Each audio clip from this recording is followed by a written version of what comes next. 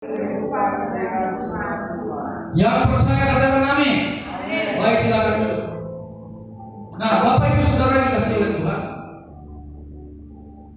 penting sekali buat gereja Tuhan atau buat saya dan saudara sebagai gereja Tuhan untuk memahami dan mengerti bahwa tanda-tanda kedatangan Tuhan itu sudah sangat-sangat jelas. Ya, begitu banyak hamba-hamba Tuhan, bahkan anak-anak Tuhan yang berkenan kepada Allah, yang berkenan kepada Tuhan, menyaksikan, bahkan Tuhan perlihatkan tanda-tanda kedatangannya itu sudah sangat-sangat singkat dan jelas.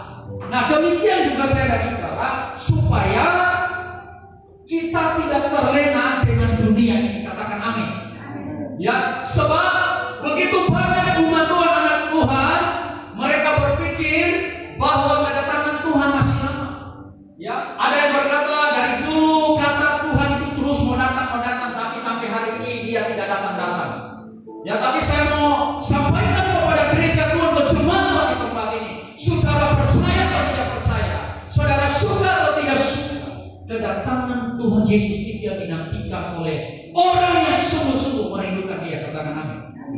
Ya, ini nubuatan yang belum tergenapi sampai hari ini, dan pasti jika Tuhan yang menjanjikan kedatangannya untuk kedua kali, Dia pasti akan genapi. Katakan amin.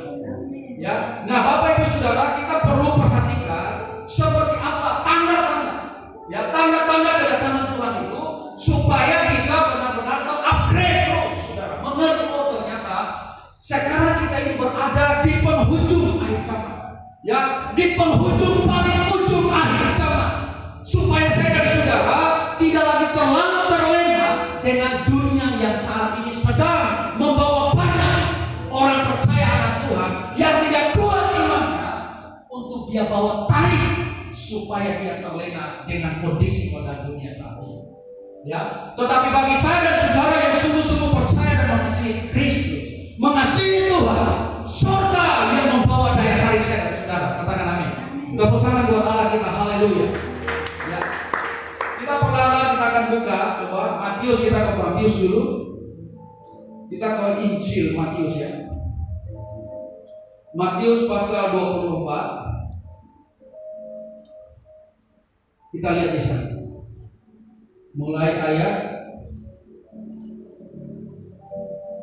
3 sampai 14. Matius pasal 24 ayat 3 sampai 14. Yang sudah dapat katakan amin.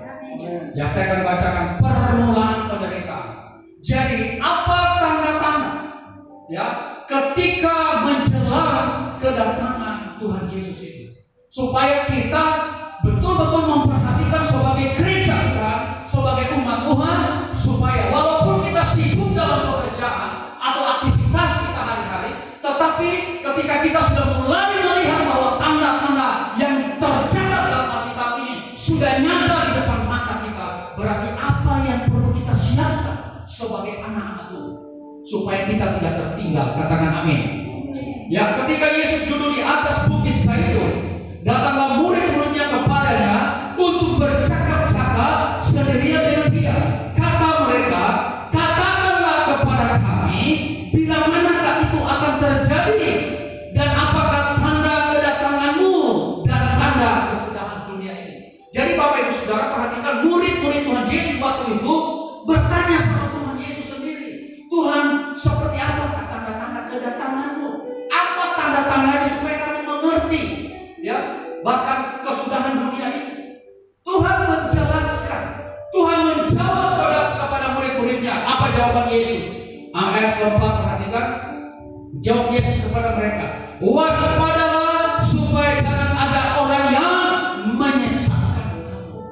Berarti Bapak Ibu Saudara perhatikan baik, sebagai gereja Tuhan, sebagai orang percaya Tuhan, kita harus punya kewaspadaan tinggi. Kenapa? Karena ada orang-orang yang bisa menyesatkan saya dan saudara. Betul? Ini perlu penting sekali kita perhatikan, saudara. Ya, supaya jangan kita tidak mengerti apa tanda-tanda kedatangan Tuhan. Yang pertama dia katakan di sini, yang keempat di Matius pasal 24 ini, jawab Yesus kepada mereka, waspada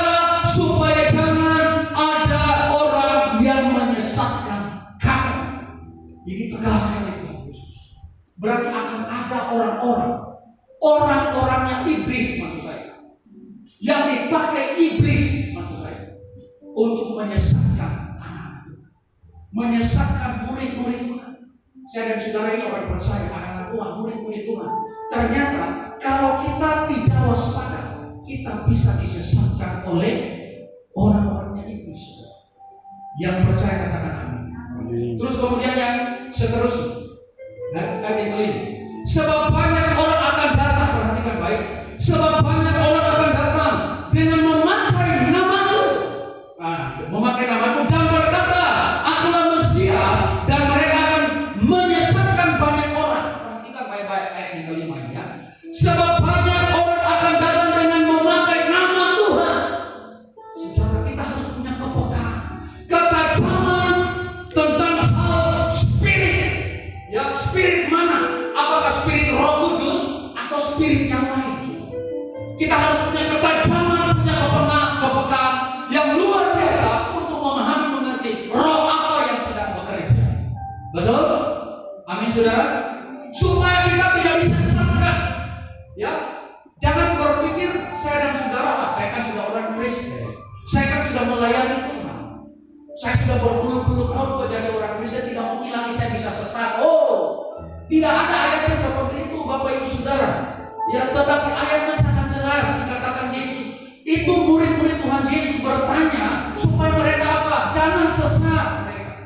Dan Tuhan menjelaskan hal itu, ya, supaya benar-benar gereja Tuhan jangan tersesat. Sebab banyak orang akan datang dengan memakai nama Tuhan Yesus sendiri dan berkata, Akulah Mesias, dan mereka akan menyesatkan banyak orang. Dikatakan di sini, dan banyak mereka yang disesatkan, banyak orang yang akan disesatkan. Jadi kita perlu apa?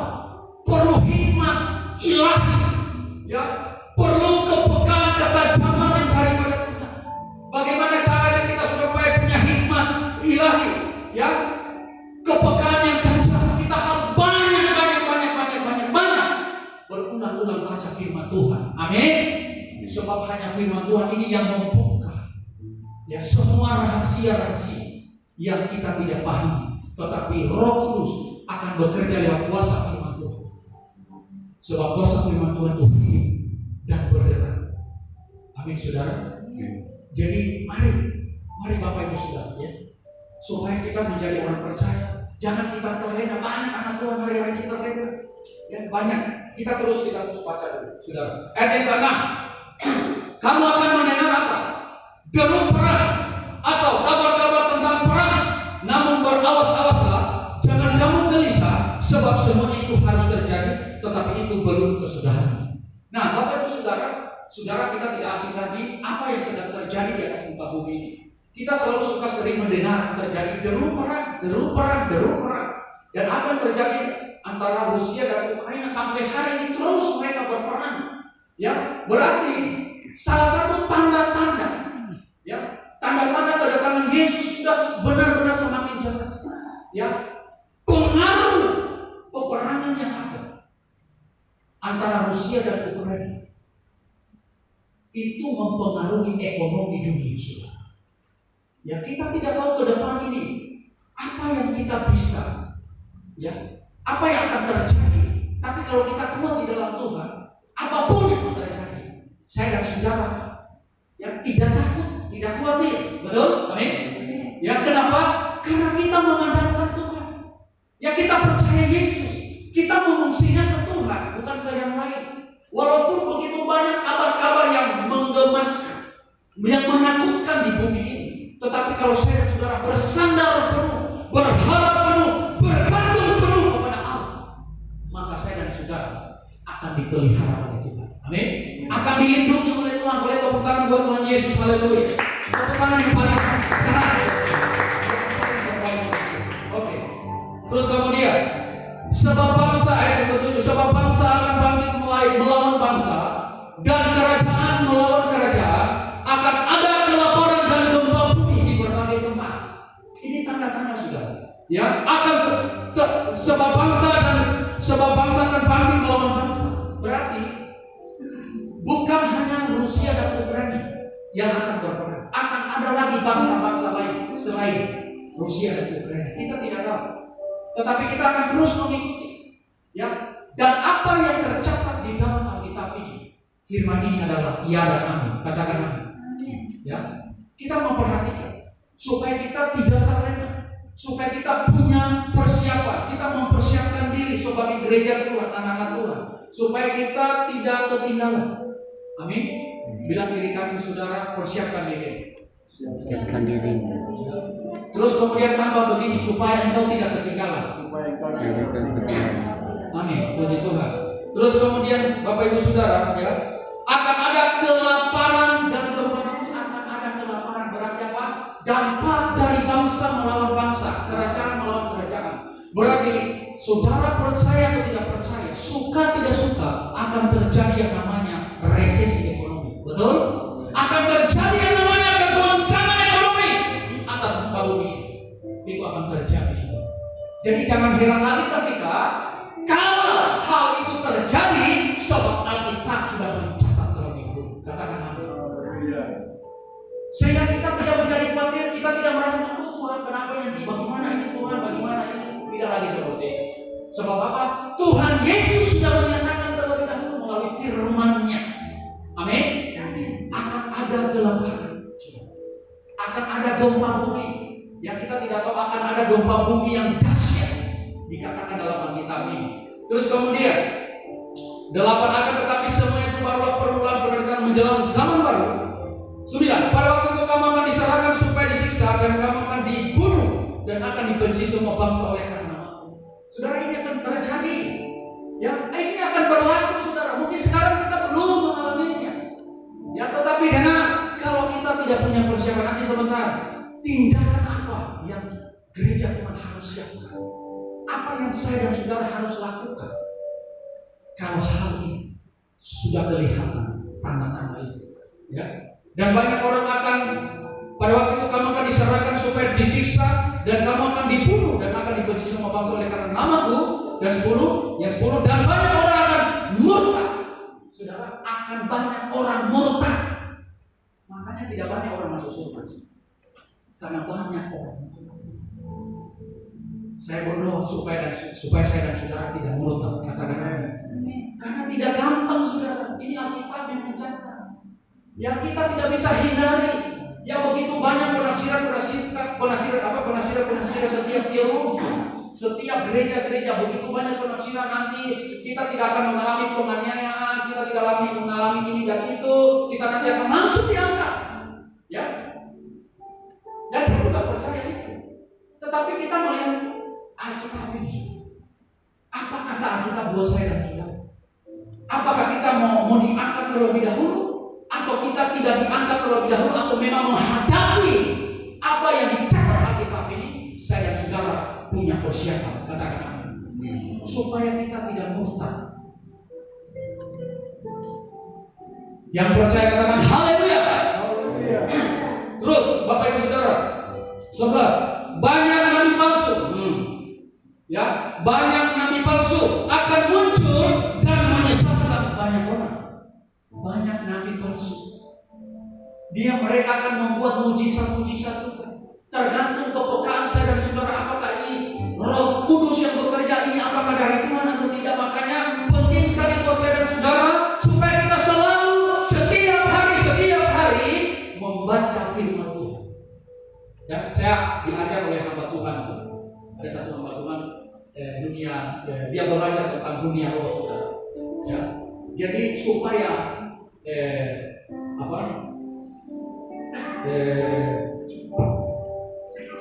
kita punya 5 panca indera ini aktif. Banyak baca Alkitab. Ya, banyak Alkitab. Kita baca sungguh-sungguh.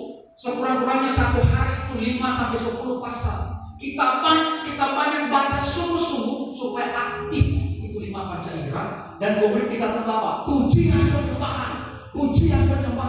penyembahan. Engkau akan peka dengan hal-hal yang rohani. Engkau akan peka terhadap yang peka daripada Allah. Amin. Engkau akan peka. Benar, Bapak Ibu Saudara. Dan saya praktekkan sendiri, dan memang betul. Ya, itu memang terjadi, saudara. Jangan kita baca hanya seperti baca koran. Sebab itu hanya sebatas sampai di sini. Betul? Tapi kalau kita baca yang bersungguh-sungguh minta pertolongan Roh Kudus, maka firman itu bukan hanya sebatas sampai di sini, tetapi dia masuk di dalam sini. Betul? Amin. Kalau dia masuk di dalam hati saya dan saudara, maka hidupmu pasti akan berbeda, berubah.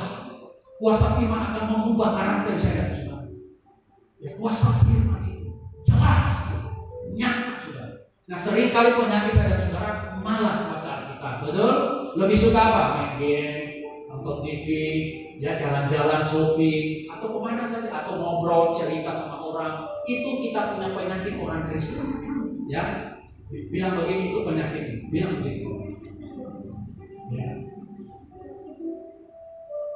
Tapi bilang begitu, saya sekarang saya sudah bertobat. Bilang saya sudah bertobat. Amin. Baca banyak-banyak firman Tuhan sudah. Dan kemudian pujian penyembahan, aktifkan pujian penyembahan. Ya. Makanya akan berbeda rohmu ketika kau lapar dengan Tuhan. Akan berbeda pelayananmu ketika kau lapar dengan Tuhan. Akan berbeda hidupmu ketika kau lapar dengan Tuhan. Orang yang lapar akan Tuhan itu apa? Dia suka senang apa? Bersekutu selalu dengan Tuhan. Lewat apa? Dia suka sekali baca firman Tuhan. Dia selalu suka berdoa. Dia selalu suka berdoa puasa. Dia selalu suka berbahasa roh. Dia selalu suka apa? Praise, emosi, pujian, penyembahan. Itu kalau dia punya roh lapar haus akan Tuhan. Yang setuju katakan amin. Terus kemudian dikatakan lagi, ya banyak nabi palsu akan muncul dan menyesatkan banyak orang. Banyak lagi yang akan disesatkan. Karena ternyata tanda-tanda kedatangan Tuhan akan banyak nabi palsu yang menyesatkan orang. Ya. Terus kemudian 12. Dan karena makin bertambahnya kedurhakaan, maka kasih kebanyakan orang akan menjadi. Perhatikan hari-hari ini sudah. Ya, perhatikan hari-hari ini. Apakah banyak orang lebih banyak kasih atau lebih banyak kasih itu sudah mulai hilang? Kasih itu sudah mulai hilang. Kita minta tolong pinjam duit saja mungkin 10.000, 20.000, oh tidak ada uang. Padahal kita tahu pasti tidak mungkin uang 10.000, 20 orang tidak. Ini misalnya saja sebenarnya. Ya, kalau pinjam uang sama Pak Gembala kita. Nah, saudara, jadi perhatikan baik. Perhatikan. Kasih itu sudah mulai dini. Ya, suka menolong, suka membantu orang itu sudah mulai dini, saudara hari-hari. Hanya kebanyakan apa? Banyak kedengkian, sakit hati, roh apa yang sedang bekerja. Ya. Karena orang pelit tidak mendapat bagian dalam kerajaan Allah. Amin. Saya berdoa supaya di tempat ini tidak ada roh pelit. Amin. Semua adalah roh yang suka memberi, suka membantu, suka menolong, apalagi suka mengambil pekerjaan kerajaan Allah. Tepuk tangan buat dia. Haleluya. Itu kalau yang dari Roh Kudus, ya. Terus kemudian, tetapi orang yang akan bertahan sampai pada kesudahannya akan selamat, dan Injil kerajaan ini akan diberitakan di seluruh dunia menjadi kesaksian bagi semua bangsa. Sesudah itu barulah tiba kesudahannya. Oke, sampai di sana ya, Bapak Ibu Saudara. Kita sudah baca tanda-tanda, ya, tanda-tanda kedatangan Yesus. Terus kemudian kita ke Matius 24 ayat 21-22, ya. Ke 21 kita lompat ya. Matius 24 ayat 21-22 kita baca. Nah, perhatikan baik ayat ini saudara ya. Sebab pada masa itu akan terjadi siksaan yang dahsyat seperti yang belum pernah terjadi sejak awal dunia sampai sekarang, dan yang tidak akan terjadi lagi. 22. Dan sekiranya, perhatikan baik 22 ini, dan sekiranya waktunya tidak dipersingkat, maka dari segala yang hidup tidak akan ada yang selamat. Akan tetapi oleh karena orang-orang pilihan waktu itu akan dibersihkan. Siapa orang-orang pilihan saudara? Yang merasa orang pilihan sini angkat tangan. Yang merasa. Berarti kalau yang bersilakan dulu. Berarti kalau yang merasa orang pilihan, saudara, kita sudah terangkat atau kita mengalami? Halo? Halo, terangkat atau mengalami? Terangkat. Puji Tuhan kalau saya dan saudara sudah terangkat. Puji Tuhan sekali. Alkitab ini mencatat, perhatikan baik saudara itu, perhatikan baik. Sebab pada masa itu akan terjadi siksaan yang dahsyat seperti yang belum pernah terjadi sejak awal dunia sampai sekarang, dan yang tidak akan terjadi lagi. Dan sekiranya waktunya tidak dipersingkat, maka dari segala yang hidup tidak akan ada yang selamat, akan tetapi oleh karena orang-orang pilihan waktu itu akan dipersingkat. Amin. Puji Tuhan. Puji Tuhan sekali kalau saya dan saudara terangkat terlebih dahulu sehingga tidak merasakan apa yang tercatat. Tapi kalau kita tidak terangkat terlebih dahulu, berarti kita harus punya persiapan menghadapi itu. Saudara suka tidak suka, percaya tidak percaya, ini Alkitab yang mencatat saudara. Terus kemudian kita lompat 29:31, kita lompat 29:31, apa dikatakan di sana? 29:31. Segera sesudah siksaan pada masa itu, matahari akan menjadi gelap dan bulan tidak bercahaya, dan bintang-bintang akan berjatuhan, dan langit dan kuasa-kuasa langit akan goncang. Ya, 30. Pada waktu itu akan nampak tanda Anak Manusia di langit, dan semua bangsa di bumi akan meratap, dan mereka akan melihat Anak Manusia itu datang di atas awan-awan di langit dengan segala kekuasaan dan kemuliaannya. Saudara perhatikan baik ini. 31. Dan ia akan menyuruh keluar malaikat-malaikatnya dengan meniup sangkakala yang dahsyat bunyinya, dan mereka akan mengumpulkan orang-orang pilihannya dari keempat penjuru bumi, dari ujung langit yang satu ke ujung langit yang lain. Saudara perhatikan baik-baik. Perhatikan.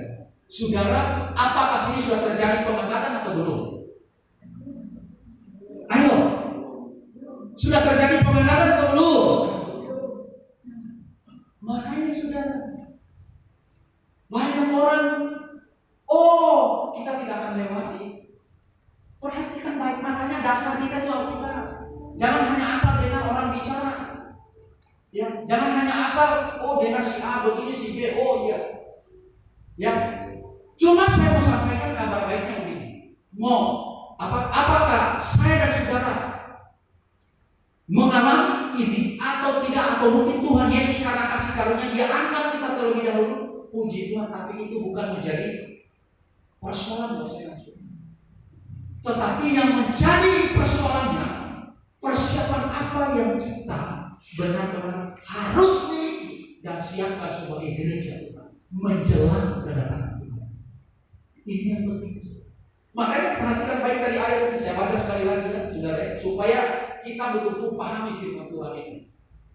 Segera sesudah siksaan pada masa itu, matahari, berarti setelah, ya, segera sesudah siksaan, segera berarti ya, matahari akan menjadi gelap dan hujan dan bulan tidak bercahaya, dan bintang-bintang akan berjatuhan dari langit, dan kuasa-kuasa langit akan goncang.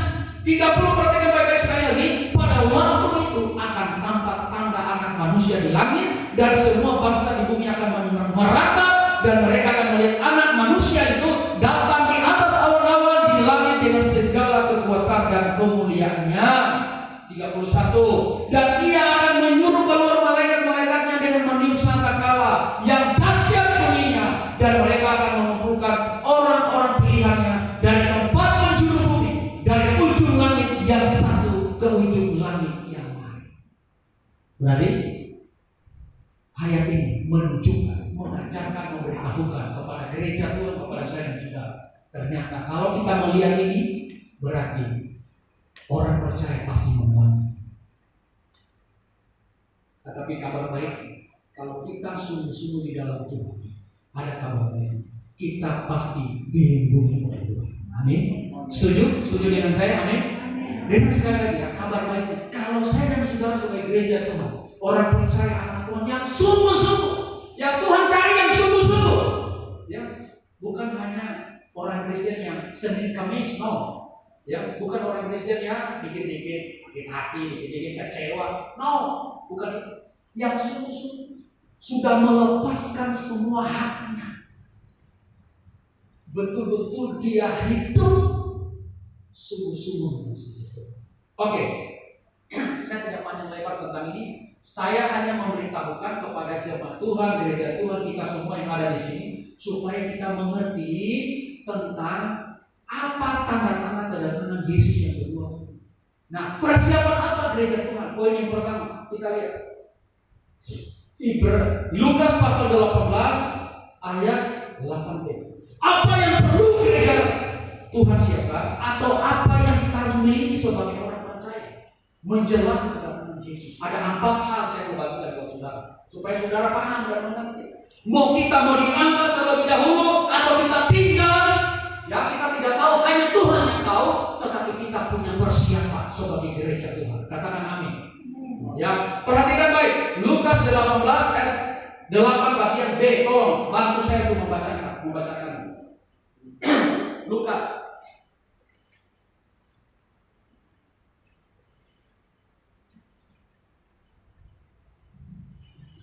Lukas 18 ayat 8 bagian B. Silakan baca. Sudah dapat atau belum? Coba Ibu Yohana baca. Silakan berdiri Ibu Yohana. Bacakan. Saya sudah lihat di sini, cuma dia. Lukas 18 ayat 8. Aku berkata kepadamu, Ia akan segera membenarkan mereka. Akan tetapi jika anak manusia itu datang, adakah ia mendapat iman? Apabila anak manusia itu datang, adakah ia mendapatkan iman di bumi? Saudara, mari kita periksa diri. Sebab kalau kita tidak memiliki iman di atas muka bumi ketika Tuhan Yesus datang, kita lewat semua. Kenapa sampai iman yang harus perlu kita miliki? Kenapa iman poin yang pertama? Karena iman itu adalah dasar fondasi orang percaya atau gereja Tuhan buat saya dan saudara. Saudara, ketika kelaparan itu datang, belum tentu saya dan saudara bisa bertahan. Ketika penyiksaan itu akan datang, belum tentu saya dan saudara bisa bertahan. Itu belum tentu. Makanya iman ini Tuhan mengatakan jika anak manusia datang, adakah iman itu dia dapati di bumi? Dengar, gampang sekali kita bicara seperti ini. Oh, saya kalau Tuhan Yesus datang, saya sudah siap. Bapak Ibu Saudara, dengar, kita belum alami. Ya, kalau kita sudah alami, perhatikan imannya Sadrak, Mesak, Abednego, perhatikan imannya Daniel, ya, perhatikan imannya Rasul Paulus, perhatikan iman murid-murid Tuhan Yesus. Mereka semua dibunuh dengan cara yang tidak wajar. Ada yang digergaji, ada yang digoreng, banyak saudara, ada yang disalib terbalik. Tidak gampang kalau kita tidak betul-betul memiliki iman yang radikal kepada Tuhan. Betul? Amin. Jangan main-main saudara. Makanya hari-hari ini mari kita serius sama-sama, sungguh-sungguh betul-betul dengan Tuhan. Makanya saya bacakan kepada kita semua tanda-tanda Yesus itu dapat sudah jelas. Apa yang kita perlu miliki sebagai gereja Tuhan orang percaya menjelang kedatangan Yesus? Yang pertama adalah iman saya. Makanya Tuhan berkata begini, aku berkata kepada Ia akan segera membenarkan mereka akan datang. Jika anak manusia itu datang, adakah ia mendapat iman di ini? Kenapa sampai Tuhan mengatakan iman? Kalau kita tidak sungguh-sungguh punya dasar pengenalan yang benar pada Yesus, atau kita tidak punya dasar yang kuat yang kokoh, pondasi kita rapuh, maka ketika penganiayaan itu datang, atau mungkin banyak nabi palsu bisa saja menyesatkan kita, atau ketika kelaparan mungkin kita dikejar sana sini, kejar sini karena perut, kita bisa meninggalkan Yesus, kita bisa mengangkat Dia. Kenapa sampai Tuhan mengatakan kepada Petrus begini? Petrus, sampai 3 kali. Petrus, apakah engkau mengasihi aku? Ya, Petrus. Apakah engkau mengasihi aku? Petrus bilang apa? Ya Tuhan, aku mengasihi aku. Dia terus tanya, Petrus, apakah aku mengasihi? Apakah engkau mengasihi? Oh Tuhan, aku mengasihi engkau. Sampai 3 kali Tuhan Yesus, ternyata Tuhan itu uji si Petrus. Kenapa? Karena dia tahu sebelum ayam berkokok 3 kali 2 kali, dia sudah 3 kali menyangkal Dia. sama si Petrus muridnya. Demikian bisa saja itu terjadi kepada saya dan saudara hari ini di gereja karena kita aman-aman. Kalau ditanya bagaimana, oh saya siap, saya iman, saya kuat hari ini. Iblis tertawa. Betul iman kuat nanti tunggu kan. Iblis ini selalu mencari kesempatan. Kenapa sampai Ayub diizinkan Tuhan? Sebenarnya Tuhan tidak menghendaki Ayub itu harus mengalami penderitaan yang demikian. Tetapi karena apa? Iblis yang menghasut, mendakwa. Iblis ini kan pendakwa, saudara. Ya. Jadi iblis bilang begini sama Tuhan, Tuhan coba lihat hamba Ayub, betul nggak dia mengasihi engkau Tuhan? Betul nggak? Coba uji dia, coba dia sekarang Tuhan berkati luar biasa, bahkan engkau pagari semua apa yang dia miliki. Tetapi coba engkau lepaskan, coba engkau keluarkan pagarmu Tuhan, supaya iblis supaya Ayub ini apakah tetap percaya kepadamu, apakah tetap dia setia menyembahmu selalu. Tuhan bilang apa? Oke, silakan lakukan, tapi ingat saya akan nyawa. Apa yang iblis lakukan? Dia bombardir ini si Ayub. Dia bombardir. Apa yang dia bombardir? Semua harta kekayaan Ayub habis lenyap. Habis lenyap. Saudara coba perhatikan. Kalau saya dan saudara punya harta benda yang begitu banyak, kita hidup berkelimpahan, kita tidak berkelimpahan. Terus tiba-tiba kita kehabisan semua itu lenyap. Kira-kira apa yang kita rasakan? Coba saudara renungkan. Itulah yang dialami, dirasakan oleh Ayub. Tidak puas iblis, karena iblis ini lihat terus. Ini Ayub ini sudah habis harta bendanya, tetapi dia tetap setia sama Tuhan. Dia tetap menyembah Tuhan. Dia tetap terus bergaul dengan Tuhan. Oh tunggu, dia datang lagi sama Tuhan. Tuhan, apakah yang boleh apa ya? Itu Ayub. Betul nggak dia terus tetap mengasihi? Tuhan bilang kata-kata ayahnya begini. Coba kamu lihat sendiri saja lah Ayub itu seperti itu. Ya, kamu kan yang suruh saya membuka pagar perlindungan. Sekarang kamu lihat kan, kamu sudah ambil semua harta bendanya, tapi apa? Dia tetap setia kepada. Oke, betul ya Tuhan ya. Oke. Sekarang kulit ganti kulit, kulit ganti kulit. Tuhan bilang oke. Lakukan itu, tapi dengan sayangkan nyawa. Dia bombardir lagi tubuhnya si Ayub iblis. Dia kasih penyakit, ya melepuh, bernanah, berombus, ya sampai dia garuk-garuk pakai beling di atas kepala. Terus kemudian dia tetap menyembah. Justru yang tidak punya iman waktu Ayub mengalami waktu itu adalah istri orang dekatnya. Sampai istrinya mengatakan, itu sebabmu saja Tuhan. Selama ini kau kukuh sekali dengan Tuhan. Selama ini kau terus percaya sama Tuhan. Itu buktinya. Mana penyertaan Tuhan sama engkau? Terus sembah saja. Apakah Ayub langsung? Apa Ayub bilang? Apa Ayub jawab sama istri? Ayub bilang begini, hai perempuan gila, kau ini memang ya seperti itu mungkin. Apakah kita hanya mau menerima yang baik saja daripada Tuhan, tidak mau menerima yang buruk? Alkitab mencatat dari semua itu tidak ada satu pun perkataan yang keluar dari mulut Ayub yang membuat dia berdosa. Betul? Amin. Pertanyaannya buat saya, bagaimana kalau saya dan saudara mengalami hal itu? Kita kehilangan duit 100.000, saya buka main momen-momennya di rumah. Betul? Iya kan? Kita kehilangan duit 100.000 saja kita sudah bersungguh-sungguh menyalahkan si A, si B dan macam-macam. Iya. Ini Ayub habis semua, tambah lagi dia punya tubuh ini sakit. Ini ujian iman, saudara. Makanya iman ini yang Tuhan tanyakan ketika dia mau datang. Apakah kita memiliki iman ketika nanti dia datang?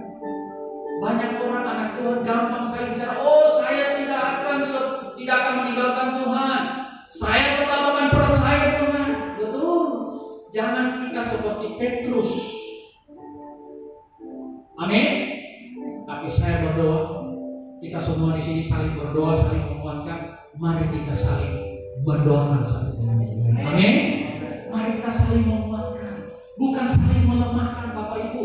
Ya, tapi mari kita sama-sama saling mengasihi, saling merangkul, ya, saling tolong menolong, saling membangun satu dengan yang lain. Ya, supaya apa? Kita kuat di dalam Tuhan. Apapun persoalan masalah, baik dalam keluarga, rumah tangga, baik dalam pelayanan, dalam gereja, dalam pekerjaan, dengan baik, kita selalu tetap saling menguatkan satu dengan yang lain. Boleh tepuk tangan buat Tuhan Yesus. Haleluya, amin. Penting sekali sudah. Ya, bisa. Ya. Oke, ada 3 poin tadi. Terus kemudian, ya, Ibrani 11 ayat 1. Coba buka Ibrani 11 ayat 1. Ini penting sekali iman ini sudah. Iman, Ibrani pasal 11 ayat 1. Sudah kita hafal semua ayat ini. Ya, Ibrani pasal 11 ayat 1. Oke. Coba di layar kalau bisa. Ya. Iman adalah dasar dari segala sesuatu yang kita harapkan dan bukti dari segala sesuatu yang tidak kita lihat. Jadi dasar fondasi saya dan saudara sebagai gereja Tuhan, orang percaya anak Tuhan, apalagi pelayan hamba Tuhan, adalah iman. Ketika iman itu tidak goncang, ketika goncangan demi goncangan akan bertubi-tubi dalam menimpa engkau, maka imanmu diperhitungkan oleh Allah sebagai kebenaran. Katakan amin. Kenapa Abraham diperhitungkan? Karena iman. Sampai dia disebutkan sahabat. Amin. Amin, saudara. Wah, kok sama sih? Percaya sekali di atas sana. Ada amin? Ada haleluya? Terus kemudian Roma 14 ayat 23 ayat 10 kalau tidak salah ya, coba. Ya, layar. Di Roma 14 ayat 23.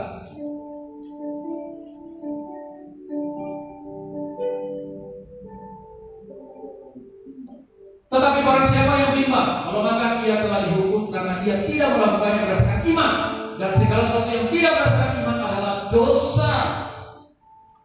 Berarti segala sesuatu itu pakai iman, bukan pakai logika pikiran, tetapi iman. Orang benar itu hidup oleh karena iman. Katakan amin. Itu poin yang pertama, ya. Apa persiapan gereja Tuhan? Apa persiapan yang harus kita miliki sebagai orang percaya ketika menjelang kedatangan Tuhan? Yang perlu kita persiapkan dan kita miliki sebagai orang percaya hamba Tuhan, anak-anak Tuhan, gereja Tuhan, bukan uang kita, ya, bukan harta kita, ya, bukan kedudukan kita, tetapi iman percaya kita kepada Yesus. Katakan amin. Itu poin yang pertama. Yang kedua, Ibrani 12 ayat 14. Poin yang kedua, Ibrani pasal 12 ayat 14. Ibrani, ya, Ibrani ya. Ibrani ya. Oke, Ibrani 12 ayat 14 dikatakan begini, berusahalah hidup damai dengan semua orang dan kejar kekudusan, sebab tanpa kekudusan tidak seorang pun akan melihat Tuhan. Amin. Setuju dengan ayat ini? Tepuk tangan yang setuju, yang percaya. Haleluya. Tepuk tangan yang paling hebat. Ya. Jadi banyak pertama apa yang harus kita siapkan, kita miliki sebagai orang percaya menjelang kedatangan Tuhan Yesus adalah iman. Yang kedua, kejarlah kekudusan. Berarti kita harus kejar kekudusan. Kita tidak boleh hidup dalam kecemaran hari-hari ini. Ya. Saudara, banyak orang memahami begini. Nanti orang berzina, nanti orang mencuri, merampok, ya, baru dibilang apa? Tidak kudus. Kudis. Dengar baik. Ketika kau menyimpan kepahitan sedikit saja di dalam hatimu kepada orang saudara, kau tidak kudus. Alkitab mengatakan, siapa yang membenci dia adalah seorang pembunuh. Jadi periksa hati kita. Makanya saya bilang jangan dikit-dikit kita kecewa, jangan dikit-dikit kita sakit hati. Jangan, saudara. Sayangkan tubuhmu itu adalah baik Roh Kudus, amen. Baik Roh Kudus. Ya, mari kita betul-betul mengejar kekudusan, sebab tanpa kekudusan kita tidak melihat Allah. Bagaimana Tuhan mengangkat kita ke surga kalau kita tidak kudus? Makanya Tuhan bilang kalau kamu mempersembahkan persembahanmu, ketika kau diberikan berdamai dulu. Betul? Berdamai dulu.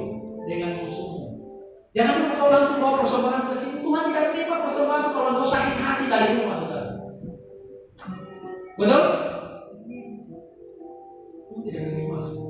Ya. Terus 1 Petrus pasal 1 15 16. 1 Petrus pasal 1 15 16.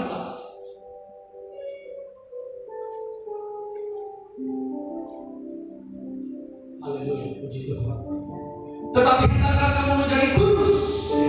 Tetapi hendaklah kamu menjadi kudus di dalam seluruh hidupmu, sama seperti Dia yang kudus yang telah memanggil kamu yang kudus. 16.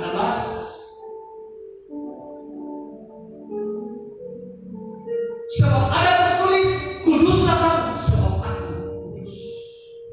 Berarti harga mati bicara tentang kekudusan. Allah yang kita sembah, Yesus itu adalah kudus. Amin.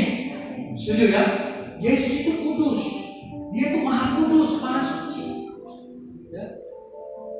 Ketika kita kudus, kita akan bertemu dengan yang kudus. Kudus sama kudus akan bertemu. Tidak mungkin yang cemar bisa bertemu dengan yang kudus. No way. Itu tidak bisa. Makanya dia catat dalam firman, kuduslah aku sebab aku Tuhan Allahmu kudus. Dan Tuhan sendiri juga yang menguduskan saya dan saudara. Amin. Dengan kekuatan kita mau hidup kudus bisa? Bisa atau tidak? Dengan kekuatan kita bisa hidup kudus bisa apa enggak? Tidak bisa. Saudara jangan bilang mau bisa dengan kekuatan saudara hidup kudus. Hanya dengan kekuatan rohnya yang tinggal di dalam diri saya dan saudara. Itu yang membuat engkau bisa kudus. Boleh tepuk tangan buat Tuhan Yesus. Makanya saya bilang banyak orang hanya melihat dosa-dosa yang orang yang mencuri, ya, orang yang berdusta, ya, orang yang berzina, berbuat cabul, itu saja pikirannya. Dia itu berdosa kan, dia itu kemarin begini-begini. Tapi pikiranmu saja sedikit kotor, perkataanmu saja kasar sama orang, benci dengan orang, engkau sudah tidak kudus. Bagaimana mau bisa hidup kudus? Tidak bisa. Ya, di rumah kau mungkin apa? Di gereja mungkin kita semua kayak rohani sama saudara. Kelihatan sekali rohani kita di gereja. Ya, apalagi di atas mimbar begini rohani sekali. Pas di luar sudah rohana kita. Ya, diserempet motor sedikit mungkin karena kita punya baju air apa? Cemberang. Apa? Keluar apa? Keluar apa? Kata-kata kudus atau apa? Itu sering begitu. Jadi makanya saya bilang tadi, dengan kekuatan saya dan saudara kita tidak mampu hidup dalam kekudusan. Tetapi karena Tuhan yang memisahkan kita. Amin. Itulah yang namanya kasih karunia. Makanya pertahankan kasih karunia itu. Pertahankan kasih karunia itu. Supaya kasih karunia ini betul-betul jangan sia-sia. Karena Tuhan menyelamatkan saya dan saudara karena kasih karunia terlalu besar. Cintanya terlalu besar buat saya dan saudara. Oke, yang ketiga. Cuma 4 poin saja. Mungkin saya terlalu lama, sedikit lagi yang berbala ya. Ini penting sekali. Ini penting sekali. Yang ketiga, yang tadi, yang pertama iman, yang kedua hidup di dalam kekudusan. Ya, jadi apa persiapan gereja Tuhan? Apa persiapan orang percaya menjalankan kedatangan Tuhan? Poin yang pertama iman, yang kedua hidup dalam kekudusan. Terus yang ketiga Wahyu 2 ayat 10 bagian C. Ya, Wahyu pasal 2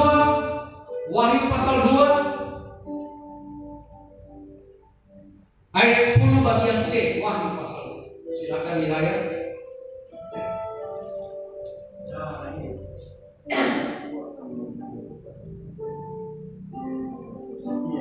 Wahyu pasal 2 ayat 10.